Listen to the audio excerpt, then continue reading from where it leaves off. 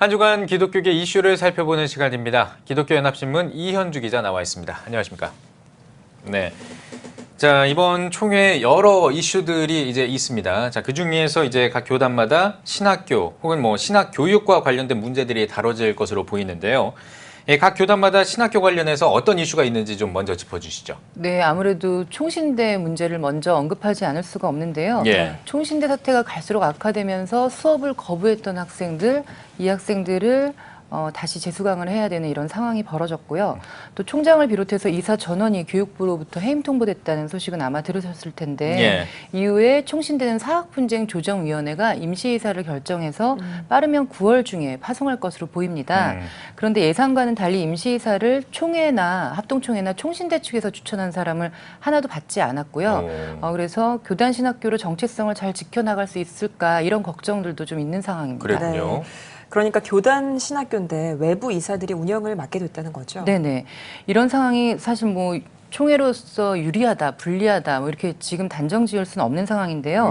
일단 총신대 사태의 본질이 교단 신학교인데 정관을 개정해서 교단하고 거리를 두고 사유화의 가능성을 만들어놨다 이제 이런 문제였습니다.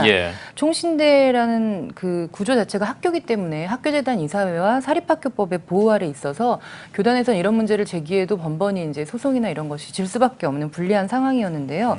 그런데 이번에는 사립학교법에 따라서 임시이사가 파송이 됐습니다. 그런데 아까 말씀드린 대로 총회에서 추천한 이사들을 다 받아줄 줄 알았는데 거기서 배제가 되니까 좀 당황한 기색이고요.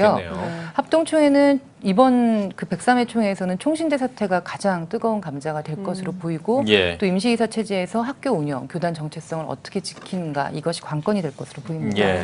이번 총회에 총신대 관련 헌의안도 많이 올라왔다고 들었습니다. 네, 이번 총회에 올라온 헌의안이 360개가 넘는데요. 그중에 총신대 관련 헌의안만 30개가 넘는다고 합니다. 그러니까 총신대 사태로 피해를 입은 학생들을 어떻게 보호할 것이냐 하는 것과 또 총신대 정관을 원래대로 돌려놔야 된다는 이야기가 있고요. 또 김영호 총장과 김영호 총장이 하는 일에 협력했던 교수들도 좀 조사해달라.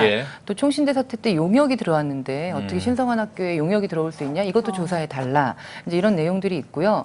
또 합동 총대들은 교육부까지 나서서 학교를 이렇게 정비하는 마당에 이번 기회에 총신을 정상화시키지 못하면 학교를 지키기 어렵다 이런 절체절명의 심정으로 나서고 있습니다.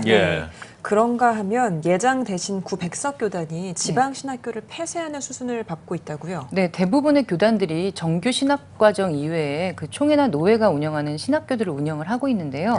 예장 대신총회 그 구백석 총회도 마찬가지입니다. 지난 2014년에 구백석 총회였을 당시부터 지방 신학교 정리를 시작을 했습니다. 올해 이제 마무리가 되는 상황인데요.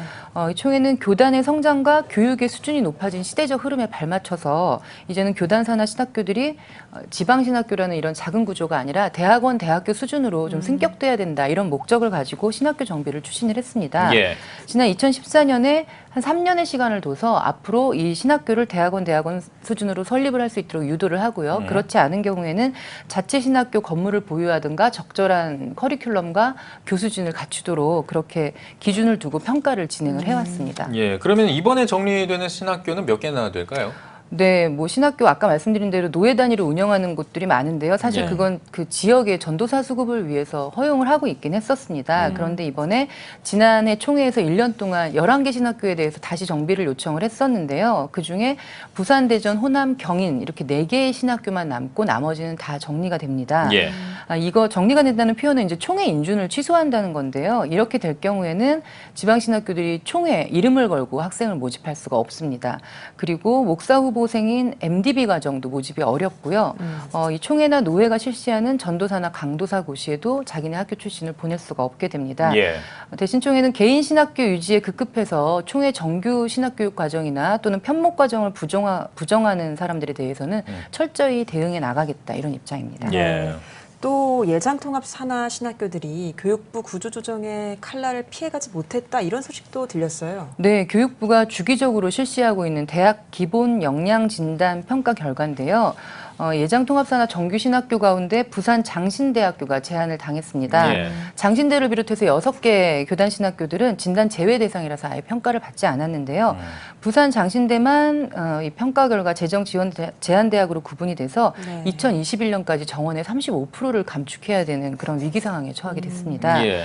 이 재정 지원 제한대학이 되면 정원 감축은 물론이고요. 2019년도부터 신편입생들이 국가 장학금이나 학자금 대출을 받지 못하는 그런 피해를 또 입게 돼서 학교로서는 예. 위기가 아닐 수 없습니다. 그러네요. 지금 뭐 2000년대 들어서 학령 인구 감소되면서 학교들이 어렵다는 얘기를 많이 하시잖아요. 예. 특히 지방에 있는 대학들은 운영이 이제 점점 더 어려워지는 상황이고요. 또 기독교에 대한 사회적 신뢰가 낮아지면서 신학교 자체가 또 운영하기 어려운 그런 상황들이어서 앞으로 교단들이 지방 신학교를 어떻게 활성화할 것이냐에 대한 구체적인 논의들을 진행해야 될 시기인 것 같습니다. 예. 네, 잘 들었습니다. 교육은 백년지 대계라는 말이 있습니다. 좋은 인재를 키워내는 것이 미래의 경쟁력일 텐데요. 한국교회의 미래인 다음 세대를 위한 총회 차원의 고민 분명히 필요해 보입니다. 이현주 기자 수고하셨습니다.